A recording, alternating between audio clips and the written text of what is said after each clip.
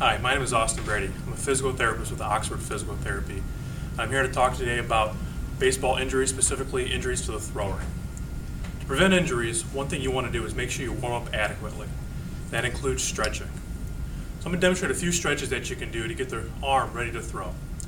Number one, you want to make sure that you have plenty of range of motion for internal and external rotation. That's arm going in and out. You can take a simple belt, loop that up over your shoulder, and pull your arm up behind your back as far as you can pull it up.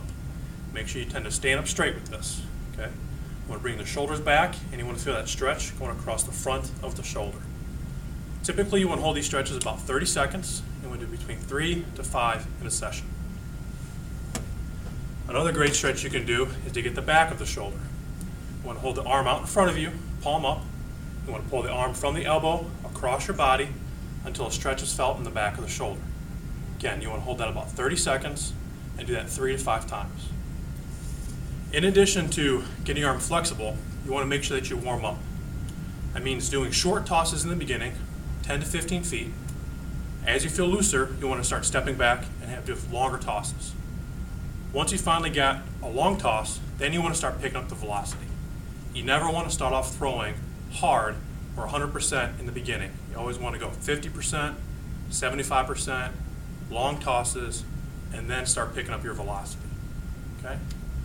After you're already warmed up, some things you can do is to keep the shoulder strong, specifically the rotator cuff muscles and the muscles of the shoulder blades or the scapula. Some exercises you can do are use simple resistance bands and do turning motions with the arm. That's pulling into the belly and pulling from your belly button out. Okay? As your endurance and your strength build, you can progress those exercises to over the head in a throwing motion, pulling down, pulling up. Typically 3 sets, 10 to 15 repetitions, and an adequate resistance. From there, the next thing you want to do is focus on the shoulder blade muscles. Another good exercise is, again, going back to the resistance band. Palms are out in front of you, grabbing the band, pulling apart, pinching your shoulder blades together. This is going to get the muscles between the shoulder blades stronger. Those muscles are important with throwing because they help support what the shoulder does. The last tip what you want to do is really work on your mechanics in the spring. Okay? You want to break the movement apart. Break up your wind-up, your delivery, and your follow-through.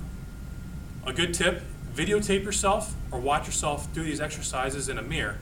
So that way you can pick apart some of the deviations you may have. One common thing that we see with throwers is they tend to drop the elbow as they throw. You want to make sure with your delivery that your elbow is above the height of the shoulder, and also you want to make sure that they're not putting too much strain on the elbow. When the elbow drops below, we tend to externally rotate a little bit more, and that tends to put a lot of stress on the inside portion of the elbow. So work with your coaches on these specific activities, breaking the movements down, and then put it all together. Okay? The big portion is the follow-through. A lot of injuries occur when the pitcher or the thrower tries to shorten up the follow-through and doesn't come all the way through. That's a lot of force that you're trying to stop in a short amount of time. That follow-through is important because it allows the force to dissipate as your arm moves through the throwing cycle. If you do these tips, I'm sure you'll have a happy and healthy baseball season. Thank you.